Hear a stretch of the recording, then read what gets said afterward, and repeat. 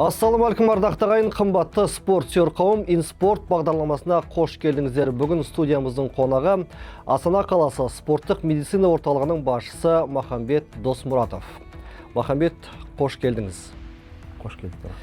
Енді мынау қазір осы спорттық медицина саласы өте маңызды тақырыптардың бірі. Жалпы осы салаға өзіңіз қалай келдіңіз, содан бастасақ?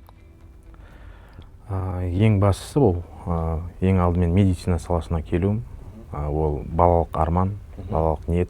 Сол кішкентай кезден оқуды бітіріп, дәрігер болам деген сондай арман болды. Сол үлкен сыныптарда оқып жүріп, тек сол биология жағын алдына қойып, медицина саласына барам деп дайындалып, Астанадағы Астана медициналық университетіне түстім. 7 жыл оқыдым. Арманым сол хирург болу болды. Хирургияны бітірдім. Сөйтіп 12-13 жыл сол хирургия саласында жұмыс жасап, әрі қарай осылай дамып жатырмыз. Былтыр 2025 жылдан бастап спорттық медицина саласына келдім. Сөйтіп осы 2026-ның наурыз айында осы спорттық медицина орталығына басшы болып тағайындалдым. Осы орталықтың қазіргі жасалған жұмыстар жайлы айтып кетсеңіз. Қазіргі жұмыстар, біз Астана қалалық спорттық медицина орталығы болғаннан кейін, Астана қаласының спортшыларын бізге қарайды. Бүкіл олимпиадалық резервтегі мектептер, дюшша дейміз ғой. Мысалы, Астана қаласында 10 дюшса бар. Одан кейін бүкіл директорлар, олимпиадаға дайындау орталықтары, бүкіл массовый спорт орталықтары, солардың спортшылардың бәрі біздің орталықта қаралады, тексеріледі, емделеді. Емделгенде сол реабилитация жағы, реабилитациялар өтеді. Ол бұйрық бойынша, спорт министрінің 356 жылы бұйрығы бойынша жұмыс істейміз.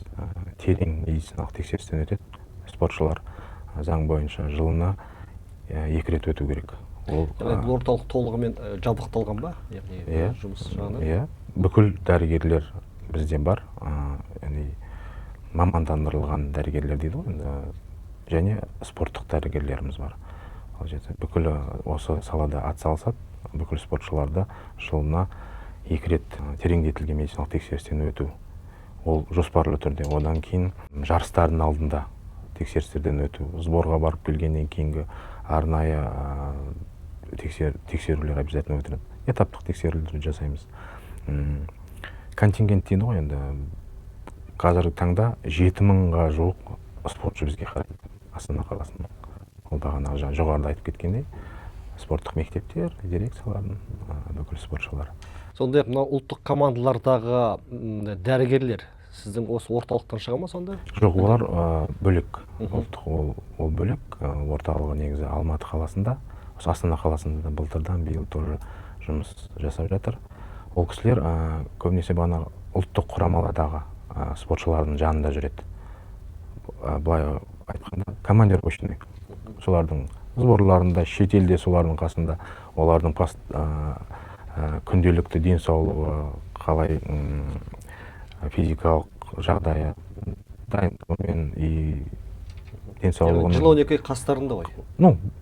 Бүкіл жыл 12 қасында болғанда сонда жаңағы негізгі жұмыс барысы солай болады. Жаттығу жиындары кезінде, жарыстар кезінде, бүкіл турнирлер, бүкіл солардың қасында, және постоянный консультация, постоянный наблюдение за бүкіл ол денсаулығына қатар қаншалықты олардың мысалы төзімділігі және бүкіл әртүрлі мысалы этаптарда мысалы дайындықтардан кейінгі биохимиялық өзгерістер қанның құрамында, организмде қандай өзгерістер болды. Осы спортшының осындай дәрежеге жеткендегі организмдегі өзгерістер не болып жатыр? Төзіп жатыр ма? Или, может, ішкі ағзаларына нагрузка болып жатыр ма, зияны келіп жатыр ма деген сияқты. Қазір осы орталықта, яғни қазір құрал жабдықта толық қамтылған ба? Өйткені қазір медицина ғылымы дамып жатыр ғой. Біз медицина күнделікті дамып жатыр, бізде бүкіл қажетті құрал жабдықтар, тексеру құралдар дейді ғой. Олардың бәрі оборудование, аппаратура бәрі бар. Және күнделікті дамуына байланысты медицина саласының және спорт медицина қазір күннен күнге спорт медицинасында көңіл көп бөлінуде. Мысалы біздің әріптестеріміз мысалы шетелге қарамағанда мысалы тмд елдерінің өз әріптестері өте көп білім алып жатыр, жаңалықтар ашып жатыр. Соған қарай бізде бейімделіп жатырмыз соларға қарай. Солардың үлгілерін біздің неге кіргізіп қаншалықты дұрыс жақтарын қарап, олардың мысалы оң нәтиже болу үшін ғой. Потому что спорттық медицина ол медицина саласының бір бөлігі болғанмен қазіргі таңда бөлік ғылым болып жатыр да. Өйткені нагрузка спорттық көрсеткіштердің жақсы көрсеткіштер, біздің спортшыларымыздың жақсы көрсеткіштерді көрсету, олардың жоғары дәрежелерде еңбек ету үшін ол спорттық медицина постоянно қасында жүру керек, бірге болу керек. Соны енді сұрайын дегенім, енді толық осы негізгі тақырыпқа көшсек, ең көп жарақат алатын спорт түрі қандай? Енді спорт түріне байланысты жарақаттың түрі де және қандай жарақатты, қай жердің, қандай ағза бөлігінің жарақат алуына байланысты. Мысалы келтіретін болсақ, мысалы бокс саласында бас, бет бөлігінде жарақаттардың көп болуы. Және баршаңыз білетін кәдімгі футболшыларымызда оларда тізе буынының жарақаты өте көп статистика бойынша. Шаңғышылар, одан кейін атлеттер, олардың буындарының, сүйектер, в основном жарақаттары көп жиі кездеседі статистикалық тұрғыда, пайыздық соотношениеде. Бұл жерде сіздер мысалы спортшының мысалы жарақатын тек қана емдеп қана қойса, одан кейін артынан кейін бір реабилитациясы болады ма? Бізде да реабилитационный отделение бар, дәрігер реабилитологтарымыз бар, қарайды, получается, оценивает состояние, да, қандай травма болды, қаншалықты ауыр дәрежеде травма. Соған қарай реабилитацияның түрлері, жаңа физиотерапиялық, массаж, және де магнит, олардың бәрі бізде бар, солардың бәрінен өтеді. Және емдеу шара барысында қалай болып жатыр спортсменде, положительный динамика болып жатыр. Соған қарай дальше жалғастыру және оның уақытша ол спорт түрімен айналыспай тұруына әртүрлі ұсыныстар беріледі. Мына футболшылар, сондай-ақ желаяқтар жүгіретін, көбінесе осы созылмалы жарақаттар ұзақ емделетін сияқты. Солай ма? Өйткені ол не үшін созылмалыға ауысады? Және острый фаза, потом хронический фаза дейді, енді әртүрлі ауруларды да, ол не обязательно бағанағы спорттан болған жарақаттарда. Ол көңіл бөлмеуі. Мысалы біздің спортшыларымыз көбісі енді қызығанды болады, өзіне олардың өте қатты қызығуы да, мысалы сол спорт түріне, оның және жаңа дәрежелерге жету үшін өте көңіл бөлмеуі. Жарайды, ұшып қой, жай ғана растяжение ғой, гематома маз жақ ертең кетеді деген сияқты жалғастыра беру. Және бағана дәрігерлерге оны толық айтпауы, және өзінің жаттықтырушысына толық айтпауы. Ондай факторлар тоже өте көп рөл ойнайды. Жаңағы мысалы тізе буыны футболшыда, мысалы бүгін алды травма, құлады, диагноз мысалы ұшып қойылды, маз жақта реабилитация, бірақ толық қандай емделген жоқ, көңіл бөлген жоқ. Ол мысалы бізге көзге көрінбейтін тізе буыны өте ол күрделі буын, структура өте көп, қаншама ол жерде байламдар, орысша айтқанда связкалар, менискалар, хрящевая структура, олардың бәрі мысалы созылуы, жыртылуы, олардың будущем ақырын сол жерде қабыну процесінің дәл ары қарай жалғасуына байланысты. Потому что ол спортсмен дальше өзінің спортымен айналысып жатыр, физикалық жүктеулер күнделікті жалғасуынан созылмалы түрге ауысады. Күндердің күнінде ол могут быть серьезный проблемаға келуі. Өйткені енді мысалы дұрыс емделмесе, бұл яғни спортшының болашақта мансабына шектеу қояды ғой, спортпен қоштасуға тура келеді. Спортпен қоштасуға. Оны түсінетін де, түсінбейтін де болады. Оны түсінетін де бар, түсінбейтін бар. Өкінішке орай қазіргі таңда енді қазір енді әлеуметтік желінің дамуына байланысты информациялар көп. Сол үшін оны оң жағынан пайдаланып жатқан спортшы бар, сол жағы мысалы дұрыс емес пайдаланып жатқан. Мысалы оң жағы ол мысалы көреді информациялық нелерді, ол мен обязательно емделуім керек, баруым керек, все маған айтты, сен 2-7 покойда бол, айналыспа, оны тыңдайды. Біреулер оны айта тұрып жаңағы информацияны алады, мынаны мына жаққа салу керек екен, мынаны өйтіп салуым керек екен, мына дәріні іше салуым керек екен дегеннен шығады да, былай айтқанда самолечение да, өз-өзін емдеу дұрыс нелерге әкеліп соқпайды.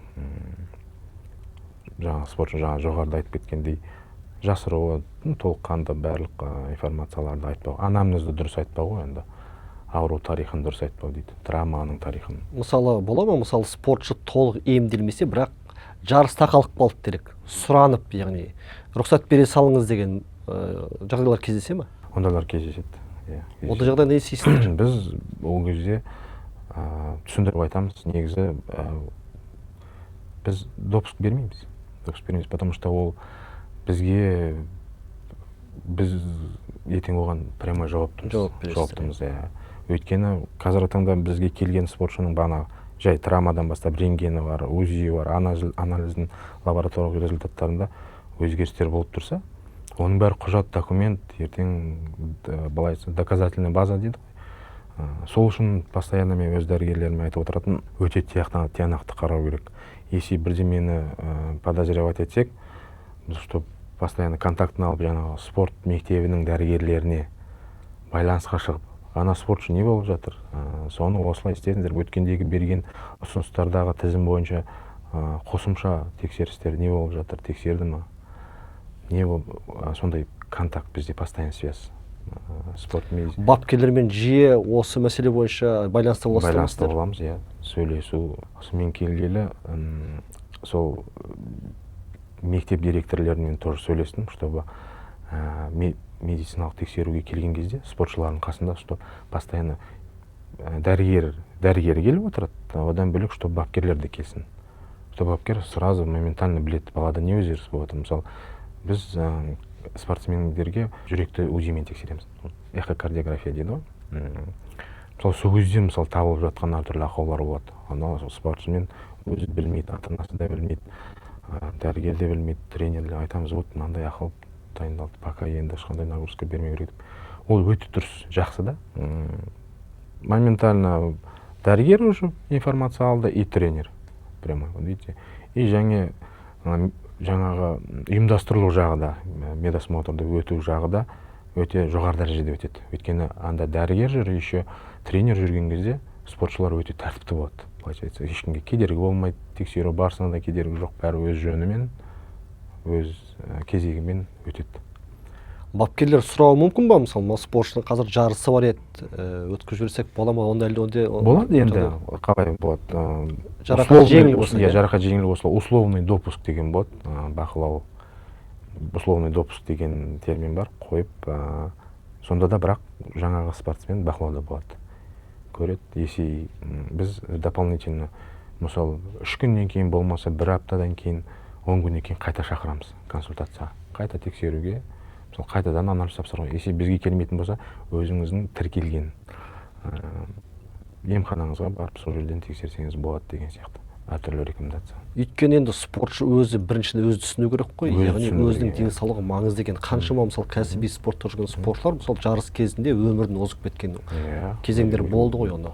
Футбол болсын, басқа спорт түрлері болсын. Соны бірінші түсіну керек қой. Соны біз түсіну керек, және осындай сіз дұрыс айттыңыз, осыларды біз мысалға келтіре отырып айтамыз. Ата-анамен сөйлескенде, бапкермен сөйлескен кезде осыларды мысалға келтіріп отырамыз. Осындай жағдайлар бар, әртүрлі асқынулар болуы мүмкін ертең. Сіз бүгін ойлайсыз, қызығушылық, ертеңгі күн травма, жаңағындай. Алла сақтасын. Сіздің тәжірибеңізде болды ма? Мысалы, мына спортшы келіп емделіп жарақаттан кейін, осы ем-шарадан өткеннен кейін, өту барысында диагнозы қойылып, осыдан кейін спортпен шұғылдануға болмайды деген шешімдер болды ма? Ондайлар болды, иә.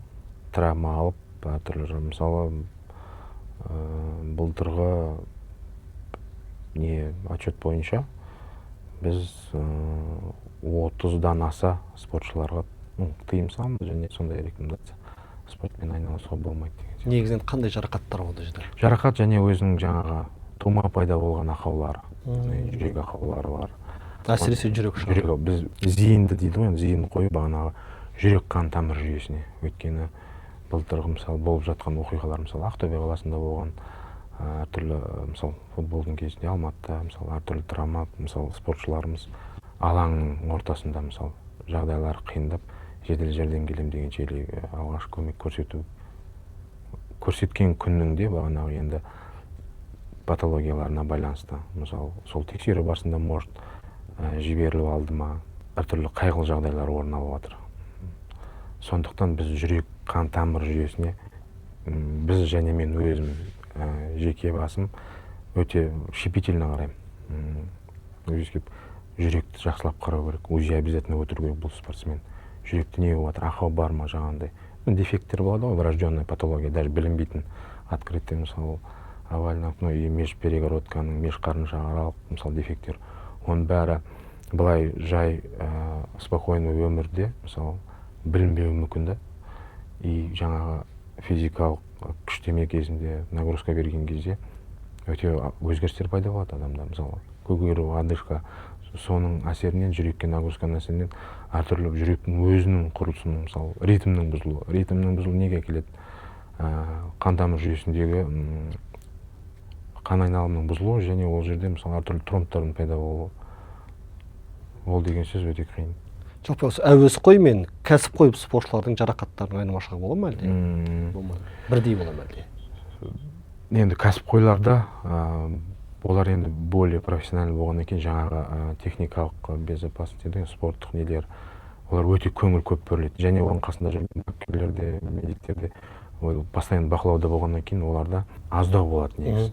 Өйткені қазіргі таңда дүниежүзілік статистика бойынша енді заман дамып жатыр, жаңа жоғарыда айтқандай медицина дамып жатыр. Спорттық жарақаттар 90% жеңіл түрде. 90% жеңіл түрде. Енді қалған 10% енді ауыр түрге, орта түріне жаңа ауыр дәрежелі жарақаттарға жатады. Соған қарағанда жаңағы әуесқойларда статистика бойынша салыстырмалы түрде кәсіпқой деңгейдегі спортшылардан аздап көбірек және ауыр түрлерде кездесуі мүмкін. Сол үшін жаңағы жарақаттың алдын алу күрделі процесс, бәрі білу керек. Спортшының ең алдымен спортшының өзі должен проинформирован, қасындағы жүрген бапкершісі. Осы бапкермен тікелей жұмыс жасайсыздар ма? Өйткені бапкерлердің әркімнің өзінің жаңағы жаттықтыру тәртібі әртүрлі. Мысалы хоккейде нагрузкалар өте үлкен, ол жаңағы баллондар көтереді, жаңағы зілтемірлер көтереді. Мысалы енді басқа спорт түрлерінде бар ғой, дегенмен сол бапкерлермен қалай жұмыс жасайсыздар, ақылдаса ма? Осынша нагрузка беруге бола ма, болмай ма деген сияқты осы мәселелерді. Бапкерлер негізгі нагрузка солар береді ғой. Иә, ақылдасады. Мысалы біздің спорттық медицина орталығында бапкерлер жұмыс істемегеннен кейін бізге енді спортшыны әкелген кезде болады ондай сұрақтар. Біз әрқашан дайынбыз олармен дос болуға, оларға біз консультация беруге. Негізі олар өздерінің жаңа медициналық бөлімшелерінде, мысалы мектепте, мысалы әр мектепте бізде қазіргі таңда дәрігерлер бар, спорттық дәрігерлер бар. Солармен консультация жасайды, если олардың уровенде шешілмесе, бізге жібереді. Бар, осындай тексеру өтіндер, қараңдар, болады ма, болмайды ма. Өз нәтижені біз береміз соңында жаңағындай. Қазір командаларда, ұлттық командалардың да, енді барлығында болмаса басым бөлігінде мынау подготовкадан мамандар шақырады. Тек қана бізде ғана емес, шетелдіктердің. Бұның өте қаншалықты пайдалы деп ойлайсыз? Ол дұрыс қой. Енді қаншалықты дұрыс. Енді тәжірибе алмасу деп айтсақ та болады. Енді өйткені шыны керек, ол шетелден деңгейімен біздің деңгейге енді біз қазір жылда дамып келе жатырмыз. Өте көрсеткіштер қазір жақсы. Ол спорт саласында болсын, медицина саласында болсын. Былай айтқанда ол практикуется, бүкіл дүние жүзінде практикуется. Біз тек қана спортта емес, мысалы медицина саласында да сондай. Мысалы арнайы бір операция жасау бар, ерекше бір операция жасау үшін, мысалы жаңалық күнде шығып жатыр. Жолдары, басқа жолдары, мысалы. Сол үшін шетелден дәрігерлерді, мысалы әріптестерді шақырып көрсетеді. Оның мысалы оны ешқандай не деп айтуға болмайды, мысалы ол дұрыс емес. Өсіп келе жатқан поколение, мысалы жас дәрігерлерге, буындарға менің ойымша өте керемет әдіс, жақсы ол. Жаңа буын, жаңа спортшы, жаңа дәрігер, оның көзқарасы бөлек, басқаша. Ол ескі дәрігермен, ескі спортшымен қарағанда жаңа буынның көзқарасы қазіргі таңда вообще басқаша. Сіздерде қазір тәжірибелі шетелдік әріптестермен тәжірибе алмасу мүмкіндігі бар ғой? Конечно, мүмкіндігі бар. И спорт саласында да солай. Бағана сіз айтқан сұраққа тренерлердің келуі меніңше мынау фитнес тренерлердің келуі. Бұл оның да пайдасы бар ғой, пайда қазіргі таңда енді ол қалай айтсам екен, басқа жағынан да қызығушылықтар бар да енді ол мысалы частный спорт орталықтары ол өзінің мысалы деңгейін көрсеткісі келу үшін, атын шығару үшін, чтобы спортшылардың соларға жиі келу үшін сондай қызығушылық тұру жолдары да болуы мүмкін ол қызығушылық. Бірақ біздің қазіргі таңда біздің спортшыларымыз және біздің бапкерлеріміз өте жоғары деңгейде. Қазіргі бір өзекті тағы сұрақтардың бірі, осы бапкерлермен де спортшылармен де сөйлесеміз. Енді өзіңіз осы медицина саласының маманы ретінде, мен өзім ата-ана ретінде сұрауым мүмкін. Осы бағдарламаны көріп отқан ата-аналарда үшін де қызық деп ойлаймын. Баланы осы спортқа қай жасында әкелу керек? Енді қандай спортқа беруімізге байланысты ғой. Қандай спортқа байланысты. Енді одан кейін бала негізі көбінесе сол 5-6 жастан асқаннан кейін берген. Енді қазақ айтады ғой, баланың белі қатайғанда сол кезде бере бастаған дұрыс деп ойлаймын. Өйткені қай спорт түрлеріне мысалға? Жеңіл спорт түрлеріне? Жеңіл спорт түрлерінен бастаған дұрыс деп ойлаймын. Жүзу ол обязательно. Жүзу 5 жастан одан да ерте беріп жатыр қазіргі таңда ата-аналарымыз. Одан кейін келе бала өсе келе жаңағы мысалы жай ғана хоккейді айтатын болсақ, или боксты айтатын болсақ, күрес спортына беру, ол баланың негізі көбінесе өз таңдауы болған дұрыс. Мысалы, сіз әке ретінде, сен балам боксшы боласың, или болмаса сен ертең күреске барың керек, дзюдо, самбоға бар. Психологиялық тұрғыдан дұрыс емес. Бала дайын болу керек, және оның бейімі болу керек деген сияқты. Ол өте рөл ойнайды. Баланың болашақта жақсы спортшы болуына, осы деңгейде оның алғарай жалғастыруына денсаулығы, в первую очередь денсаулығы үшін. 5-6 жастан баланы бірден боксқа, хоккейге беру дұрыс емес шығар? Жоқ, ол өйткені бірден жарақат алатын спорт түрі ғой. Хоккейде мысалы жиі соқтығысып, қағып құлатып, қол аяқтарын жарақаттады. Бокста болса бірден бас құрады. Сол үшін қазір спорт түрлері көп. Баланың өзінің солай сознательно барған дұрыс деп ойлаймын. Сұраған кезде осы жаста енді әр спорт түрінде, мына жаста обязательно барсын деген ондай қатып қалған қағида жоқ. Балалардың арасындағы жарақаттар емдейсіздер ме, келесің? Бізде балалар келеді. Қандай жиі? Жиі сол жаңа жоғарыда айтылғандай. Сол буын жарақаттары, созылу, орысша айтқанда уши растяжение. Қандай ақыл кеңес бересіздер? Енді бұл жерде бұл жарақаттың алу себептеріне байланысты. Мысалы, қазіргі таңда екі себепке жіктейді, факторларға. Сыртқы факторлар және ішкі факторлар. Сыртқы факторлар ол ең алдымен бағанағындай дұрыс таңдау жасау, дұрыс мысалы жаттықтырушының қолайлы жағдайларды дайындау, қаншалықты жүктемені дұрыс беруі осы спортшыға, солардың дұрыс тағайындалуына байланысты. Если дұрыс тағайындалмаған жағдайда, және обычный мысалы гигиеналық факторлар, мысалы спорт залында сол жерде мысалы гигиена факторларының бұзылыстарына байланысты, мысалы ауа айналымы сол жерде, вентиляция, воздух дұрыс болмауы, ыстық болуы, или жарықтың дұрыс түспеуі, оның бәрі сыртқы факторлар, мысалы травма алу нелер. Одан кейін жаңағы киім, одан кейін құрал саймандардың дұрыс болмауы, некачественный мысалы. Барлық әсер етеді. Барлық әсер етеді. Некачественный мысалы нелермен жұмыс істеу, дұрыс аяқ киім кимеу, или тар киім немесе кең киім киюден де мысалы күрес барысында басқа жарақат алу факторлары өте көп кездеседі. Ішкі факторлар бағана психологиялық тұрғыдан баланың дайын болмауы, әртүрлі стрессовый және ішкі ағзалардың аурулары.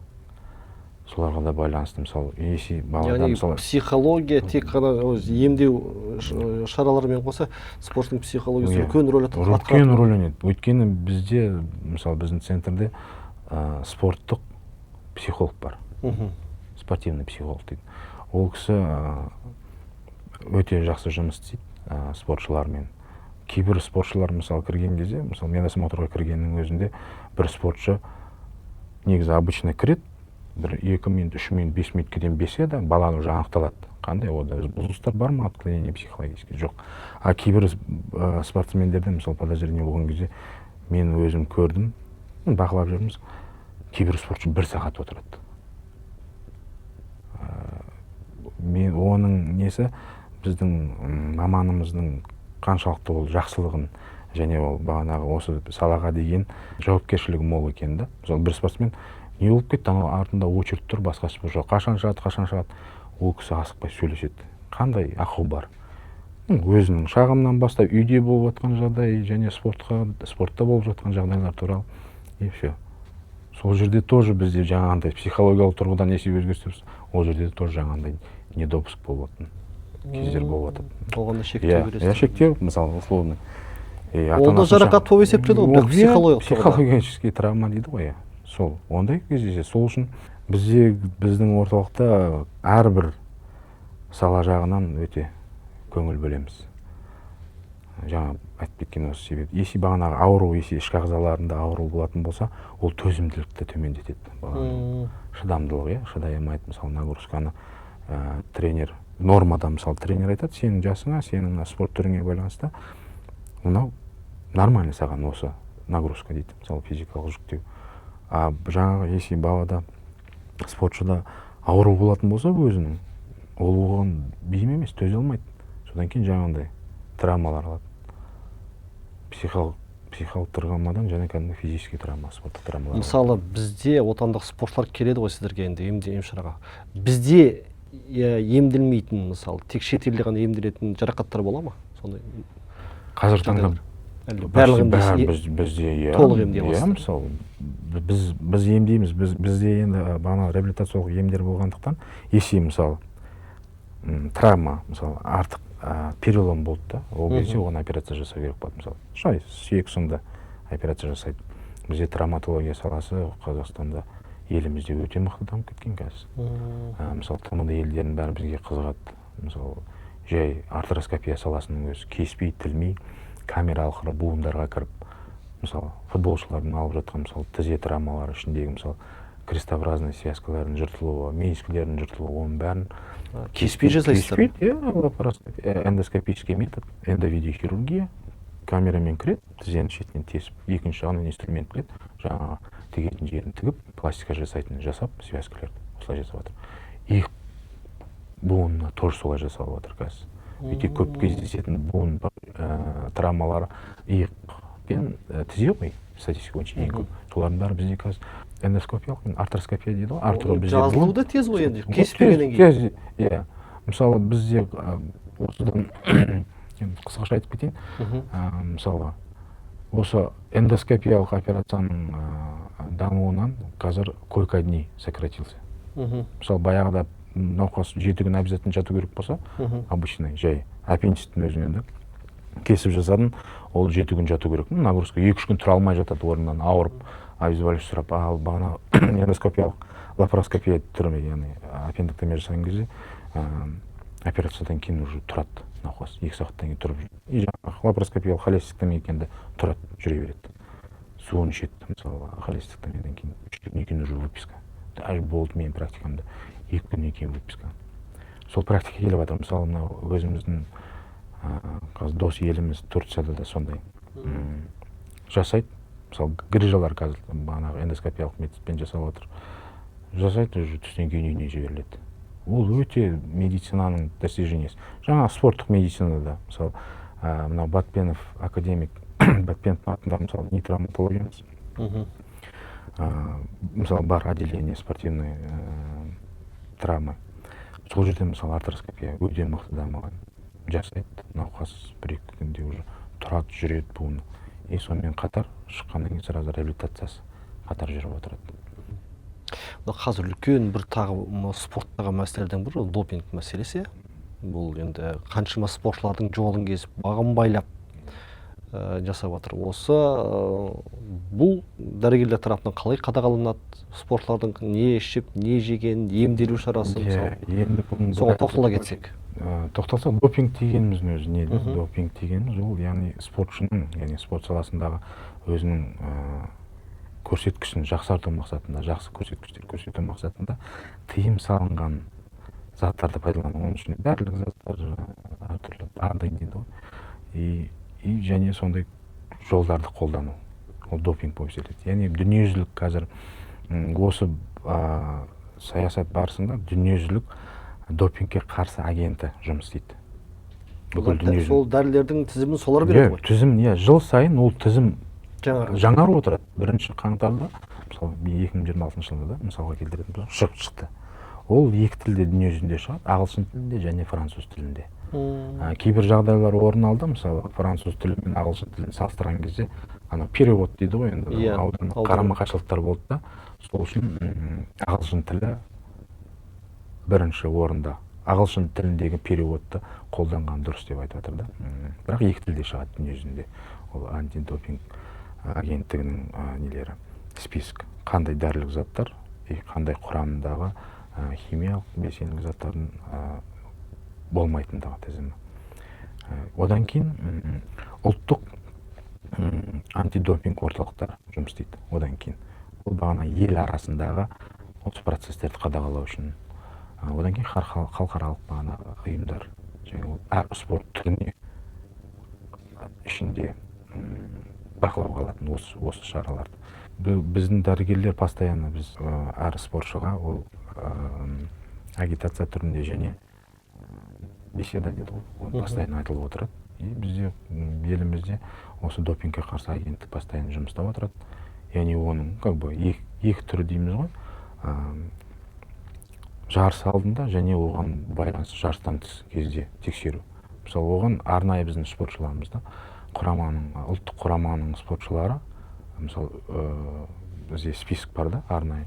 Мысалы, жұмыс барысында, спорттық көрсеткіш барысында өте жақсы көрсетіп жатқандары бар.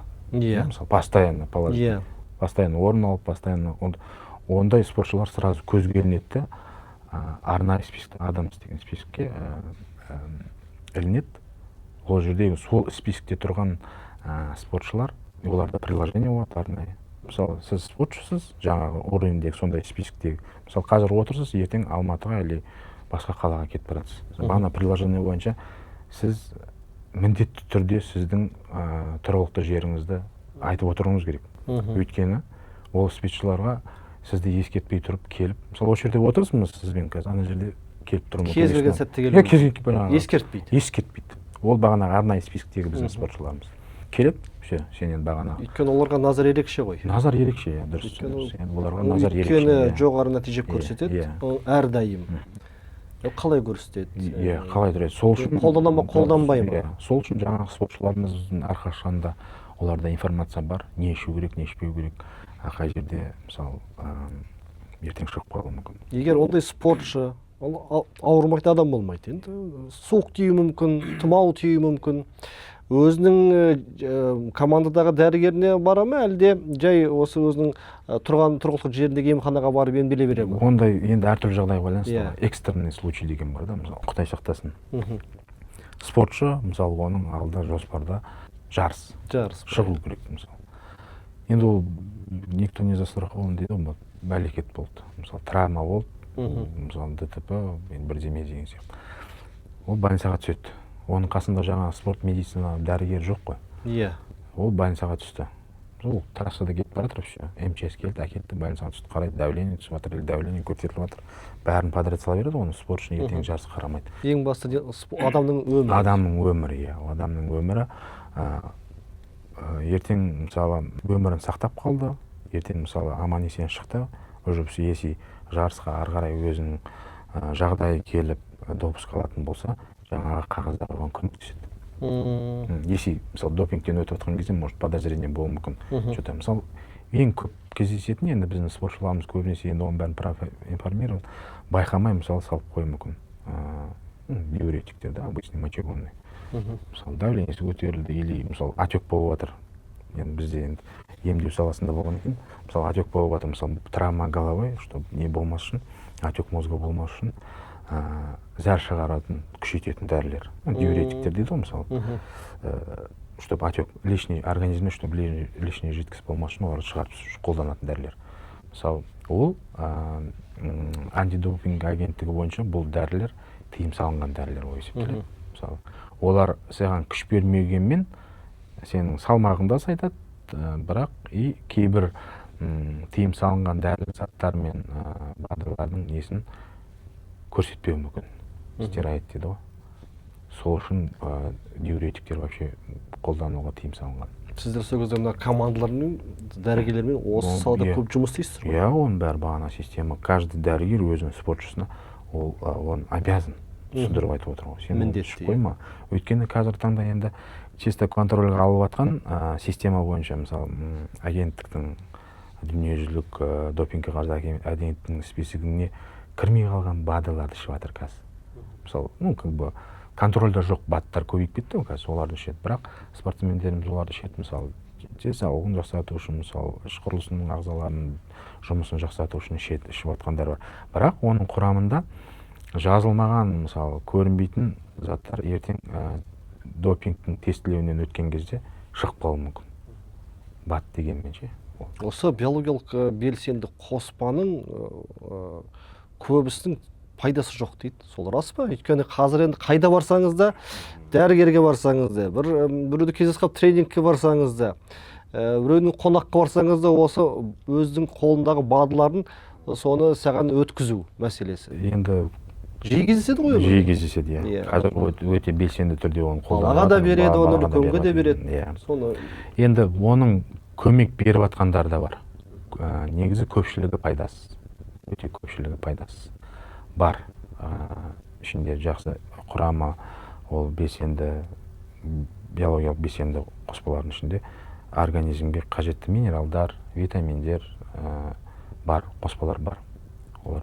Олар қайдан сатып алғаныңызда маңызды шығар. Кімнен сатып алғаныңызда, қайдан сатып алғаныңызда. Өйткені қарасаңыз тізімде бүкіл жаңағы құнарлы минералдардың бәрі бар. Мынаны ішсең бе жазылған. Ол негізінде ақиқатқа сәйкес болмауы да мүмкін. Иә.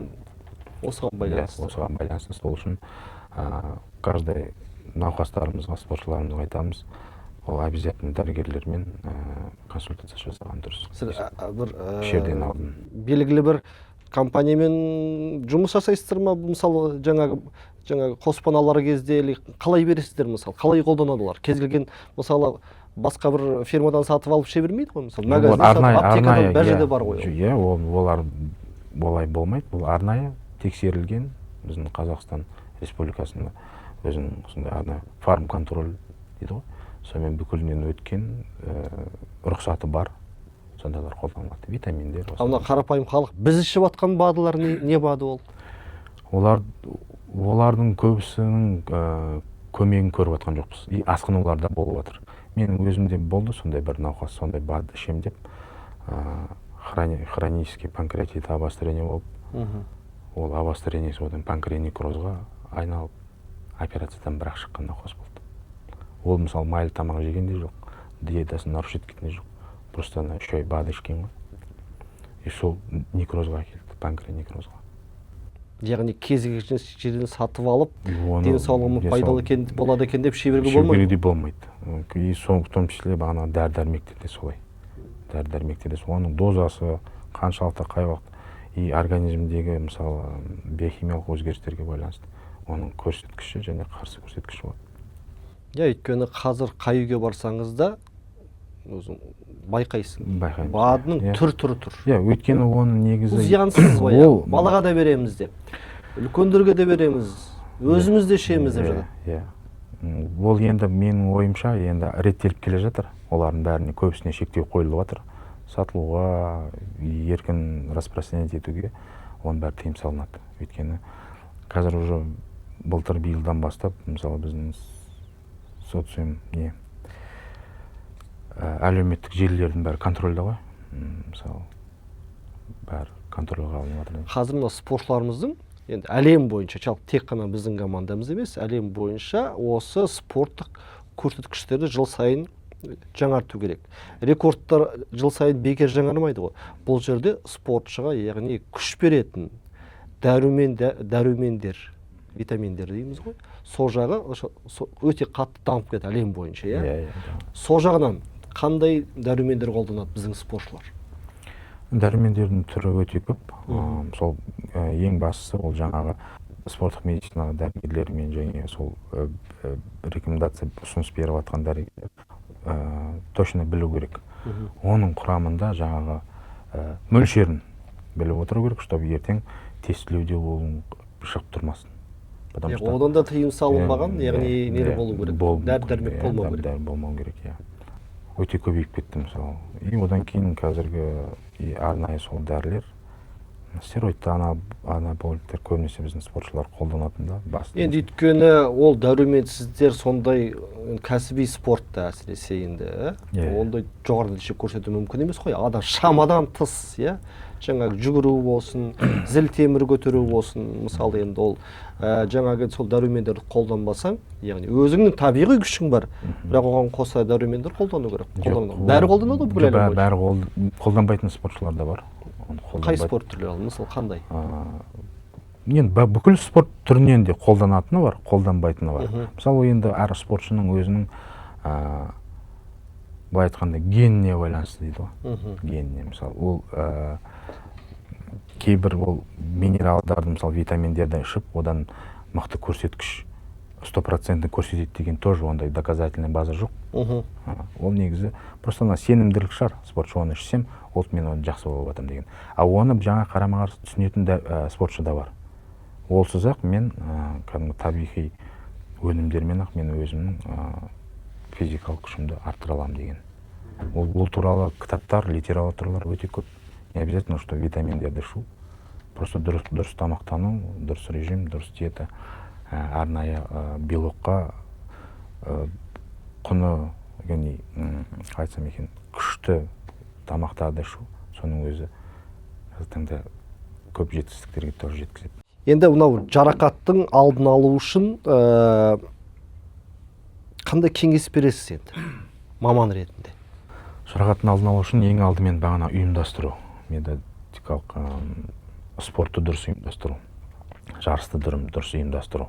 Бүкіл оның ішіне ұйымдастырудың ішіне бүкіл кіреді жаңағы спорт залынан бастап, сол жердегі бүкіл техникалары, бүкіл спорт құралдары, спортшының өзінің киімі, ол жердегі бүкіл неге санитарлық нормаларға нормалардың бәрі сай болу керек. Ол бірінші ғой. Яғни сыртқы факторлар жоғарыда. Солардың бәрін дұрыстау. Бапкердің, спорт медицина дәрігерінің спортшымен өте тығыз байланысты болуы, спортшының өзінің бүкіл рекомендацияларды дұрыс орындауы, яғни қадағалауда болуы постоянно. Және медициналық тексеруден жаңағындай жоспарлы түрде обязательно өтіп тұру керек. Мынау енді жалпы қазір елімізде көп азаматтар енді кеңседе жұмыс істейді. Солардың белсенділігі қаншалықты болу керек енді? Осы күнделікті өзіміз жұмыс отырамыз ғой. Компьютердің алдында жұмыс істейміз, басқа кеңседегі отыратын азаматтарға маман ретінде. Қимыл қозғалыс керек. Қозғалыс, орысша айтқанда движение это жизнь дейді ғой. Енді күндіз көп біздің қазіргі халық жұмыста отырады, кешке үйге барады, одан кейін дальше жату керек деген сияқты. Ол дұрыс емес, жаңағы әртүрлі аурулардың, созылмалы ауруларға келеді. Сол үшін рекомендация ретінде күнделікті, мысалы, Евростандарт бойынша қазіргі таңда 8,000-10,000 шаг рекомендует каждый адамға. Ол біздің қан тамыр жүйесінде қан айналымының өте жақсы болуы, денсаулықтың жақсаруына, семіздіктің болмауына, және де бүкіл организмдегі жүйенің дұрыс жұмыс істеуіне реттейді. 8,000-10,000 қадам жасау. Күнде, иә? Күнде, иә. Орташа есеппен. Соны есепті жасап отырсақ, өмір сүру ұзақтығы да одан артырады. Қан постоянно дұрыс айналу, ол бүкіл организмнің жүйенің дұрыс жұмыс істеуіне ең бірінші кепілі. Одан кейін мынау демалыс күндерде Демалыс күндерде бір дұрыс. спорттық шаралармен Спортшылармен спортпен жаңағы айналысу. велосипедпен жүру, жаңағы таза волейбол ауада, ойнау, волейбол, тіпті постоянно серуендеп жаяу жүргеннің өзі де. Серуендеп жаяу жүру кешке, әсіресе күндіз уақыт болмаса, кешкі астан кейін обязательно жүріп қайту тоже рекомендуется. Үлкен кісілерге, мысалы, қазір қаласаңыз парктың жағасында далада үлкен кісілердің көп жүруі. Олардың бар, потому что қазір денсаулық сақтау басқармасының тоже каждый келген науқасқа рекомендациясы. Аға, апа, сізге жүру керек. Қимыл қозғалыста болыңыз. Не істейсіз кешке? Мен қараймын, отырамын, телевизор қараймын. Жоқ, болмайды. Обязательно далаға шықыңыз, паркке шығып жүріп келіңіз, жатардың алдында. Осындай каждый дәрігердің аузында осы қазір. Жүру, қимыл қозғалыс. Махамбет, мынау бүгін біз біраз осы спорттық медицина саласында біраз әңгімелерді, тақырыптарды қозғадық, қызықты, біраз нәрсені білдік, көрермендерге ұнады деп есептейміз. Балаларды спортқа қай жастан бастап беру керек, спортшылар үшін жалпы осы жарақат алмау үшін не істеу керек, жарақаттар қалай емделетіні жайлы біраз тақырыптарды қозғадық деп ойлаймын. Сізге енді жұмыстарыңызға тек қана сәттілік тілейміз, үлкен шаруа атқарып жатсыздар, әрине бұл көзге көрінбейтін нәрселер ғой енді. Сондықтан да алдағы уақытта тек енді спортшыларымыз жарақат алмай, жеңіс тұғырынан көріне берсін. Өзіңізге үлкен рахмет уақыт тауып келгеніңізге. Сізге рахмет. Қымбатты көрермендер, осымен біздің бағдарламамыз аяқталды. Өмірде де, спортта да жеңістеріміз көп болсын.